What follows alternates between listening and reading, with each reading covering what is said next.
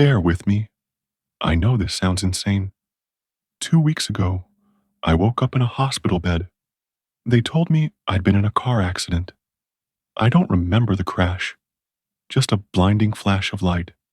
Since being discharged, things have felt off. Not just a little strange, deeply, unnervingly wrong. It's like the world is wearing a mask, and I'm the only one who can see the cracks. At first, it was small things, easy to dismiss. But today, something happened, something I can't explain. And now I know for sure, whatever this is, it's not just in my head, it's real, and I'm terrified. At first, nothing seemed too out of the ordinary. I'd never spent a night in a hospital before, so waking up in a sterile, fluorescent lit room was bound to feel unsettling. I brushed it off. My parents were more attentive than usual, but for people whose son had almost died, they took it surprisingly well. At least, until we got to the car. That's when their concern cracked, and something darker seeped through. They scolded me for wrecking my old car, calling me reckless. Their words sounded normal, worried, even empathetic. But something felt off. My mom's face kept shifting, like she couldn't settle on how she was supposed to feel. My dad, though, he barely moved. He sat rigid, staring straight ahead, as if turning his head wasn't an option. But I could feel him watching me. His gaze lingered in the rearview mirror, heavy and cold. Each time I glanced up, I'd catch his eyes, for just a split second, before he snapped them back to the road. But I knew he never really looked away. After the sixth time, I stopped looking away too. The mirror became a silent standoff as I waited for him to say something. He didn't.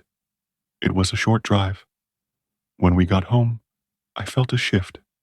The house was dim, the shades not quite open, not quite closed, like someone had hesitated halfway and left them there. My family didn't linger. Mom disappeared into the master bedroom. Dad went back to work, and I was left alone on the living room couch. The rest of the day was mostly silent, aside from the occasional sound of Mom's bedroom door opening and closing.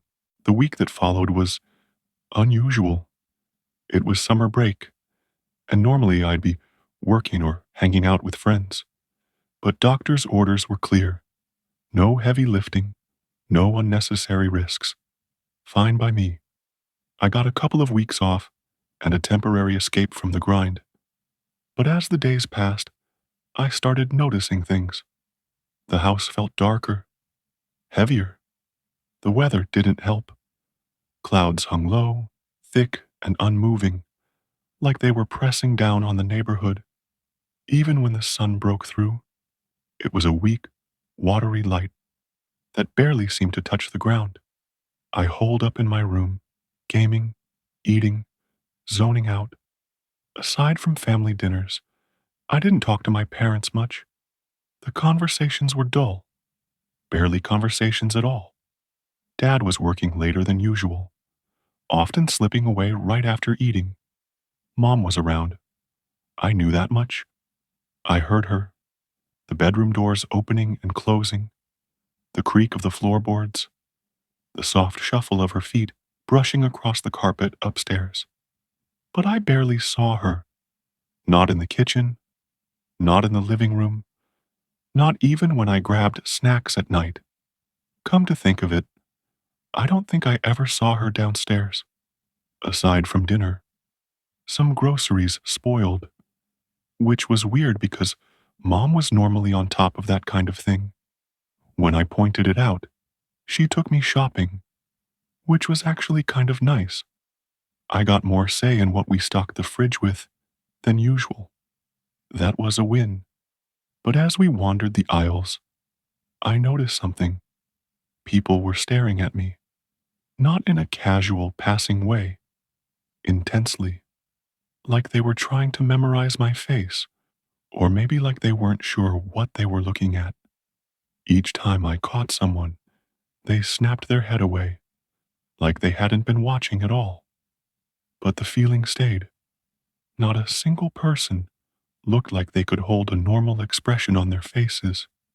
It was like they shifted through raw emotions during the most mundane tasks. I began to feel uneasy, and worse, I started to notice something else. As Mom and I passed people, I swore I could hear them pivot to watch me after we walked by. I never actually saw it happen, but I could hear it. The soft squeak of a shoe turning, the faint rustle of fabric shifting. I wanted to ask Mom if she noticed anything, but the words stuck in my throat. If she hadn't, I'd sound crazy. If she had, I didn't want to know. 2 days later, I decided to get out of the house. I needed to see my friends, James, Nikki, and Tyler. The goal was simple: sober up, ground myself, and maybe, just maybe, bring up what was going on. Over Xbox, they'd all sounded completely normal.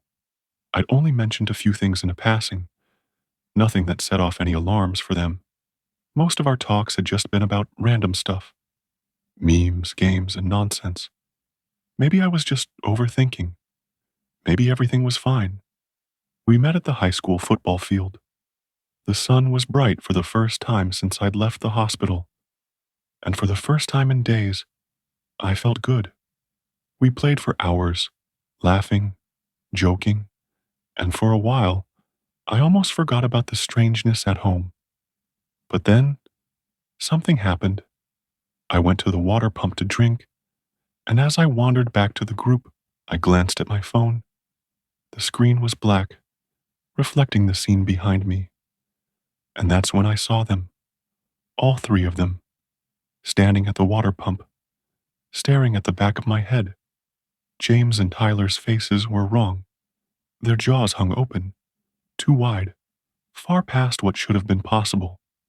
It wasn't just slack, it was distorted. Their bottom lips curled downward, just enough to reveal rows of teeth. Their heads tilted forward, eyes locked onto me, shoulders hunched, arms dangling too loosely at their sides. They looked like something out of a nightmare.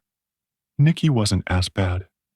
He was staring too, but his face shifted, the same way my mom's did when she picked me up from the hospital, like he couldn't quite get it right. And yet, their conversation hadn't stopped.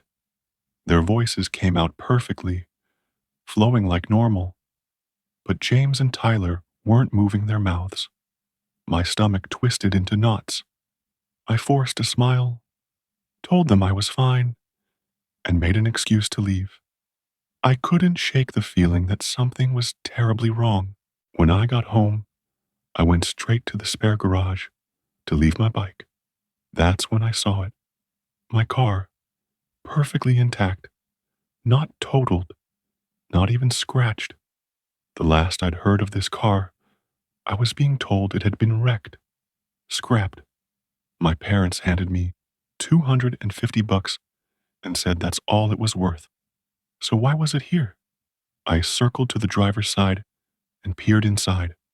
The keys weren't in the ignition, but they dangled from the dash. Something was off. The seat, normally adjusted to fit me, was pushed all the way back, like someone much taller had been sitting there. A low tremor crawled up my spine. The car, despite being untouched, was covered in dust. How long was I in the hospital? Doesn't matter. It was getting dark. I did a quick fluid check, ran my hands over the tires, making sure it'd be ready if I needed it, then jogged back to the house. But the second I stepped through the front door, it hit me again. Rapid, aggressive shuffling, door slam. Then, in a voice too casual, too normal, to be real. Honey, you missed dinner. Want me to heat some up for you? Nope. It's okay, Mom. I'll handle it.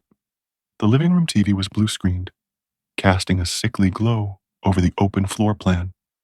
I didn't dare mess with my parents' setup. At this point, they had to know I was onto them. and I would do nothing to disturb the peace.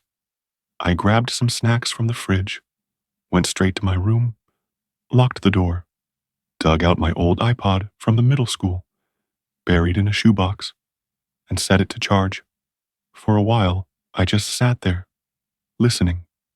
It was too quiet. I FaceTimed the iPod from my phone, hesitating, debating whether I should even leave my room. The upstairs layout was simple. 4 rooms. Mine was first on the left at the top of the stairs. My parents' was last on the right. At the very end, a closet where we kept detergent and towels. My bathroom was the last door on the left. The plan was simple: a strategic iPod drop-off during my next bathroom run.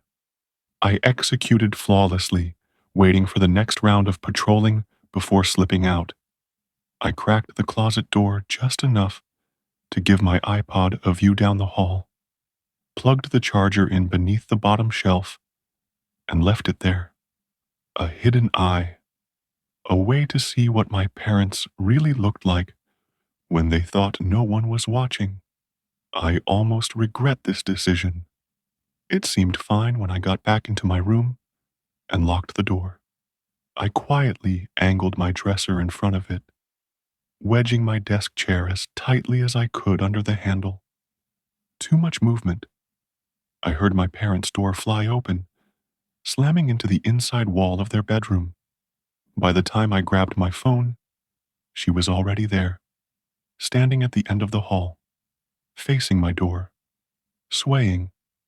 She was past the weird, shifting face that Nikki had. Whatever this is, there's stages. Her jaw wasn't just distended, it was stretched beyond its limit. The skin pulled so tight it dangled with every sway of her body. Even from here, I could see the bags under her eyes. Not just dark circles, but loose, sagging folds that drooped to her upper lip, exposing way too much dry, pink eyelid. Her hair, thin and patchy, clung to her scalp with a greasy sheen from the glow of the living room TV and the dim light spilling from the master bedroom. Her arms didn't hang. Her elbows were bent at stiff, unnatural, 90-degree angles, shoulders hunched forward, wrists limp, long bony fingers dangling. The only way I knew it was my mom was the pajama top. It clung to her sharp, skeletal frame, stretched over the ridges of her spine, hanging loose around her frail shoulders. She leaned in, pressed against the door, her head tilted, slow, deliberate, like she could see through the wood, tracking exactly where I was. And then, a whisper. "Honey, are you awake?" Her mouth didn't move, lips stretched thin, jaw unhinged and frozen in that grotesque, slack-jawed state. But the words came anyway, perfectly clear, perfectly human. "I know you're up, honey. I just heard you moving." Yeah. I just moved some furniture around. I didn't like where my TV was." A pause. Then, the whisper again. Perfectly clear. Perfectly human. "Can I see?" My throat tightened. "Tomorrow," I lied. "I'm naked right now. I don't want to get dressed. Please. Please. Please work." I was frozen, my face glued to my phone screen, not daring to look away from the grainy FaceTime feed. My breath barely made a sound. Then, finally, "Okay. Tomorrow then." As she spoke, something shifted in the farthest, darkest corner past the stairs. At first, I thought it was just shadow, but then, an arm, thin, brittle, dangling down from the ceiling like a puppet on cut strings. Another arm followed, then a body, slow and deliberate, lowering itself down the wall. My stomach turned to ice. Dad. Did he ever even leave the house? Was he already this far along when he picked me up from the hospital with Mom? None of it mattered. He moved with absolute silence, clambering up the stairs as Mom whispered one last time, "Good night, son. I love you." Then, Dad shuffled past her, Same stiff, unnatural cadence Mom had been moving with for weeks. If I weren't staring straight at him, I would have sworn it was still her. He went to the master bedroom, closed the door, then, without making a single noise, he came back, a trick I would have surely fell for if I hadn't been watching them this whole time. He ended right behind where she was standing, and that brings me to now. For the past 2 hours, they've been outside my door. Every move I make, they track it, through the wood, through the silence. It's 3:02 a.m. If I can just make it to daylight without passing out, I think I can open the bay window and jump. After that, straight to the spare garage, grab the car, get out of town. I don't know how far this has spread, but I can't stay here. Oh no. They're getting on the ground, lowering themselves, peeking under the door. I might have to go right now. Okay? I'll update this when I'm safe. Thank you for watching the video.